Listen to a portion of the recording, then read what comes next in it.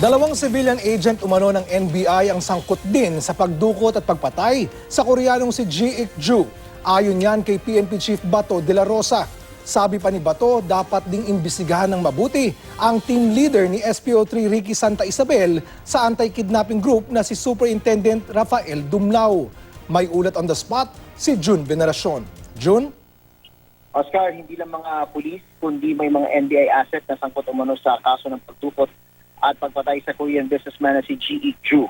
Ayon mismo kay PNP Chief Ronald de la Rosa, dalawang civilian agent ng NBI ang kasabwat ni SPO3 Ricky Santa Isabel. Ang isa ay nakakilala lang sa pangalan na Ricky, na driver umano ng mataas na opisyal ng NBI.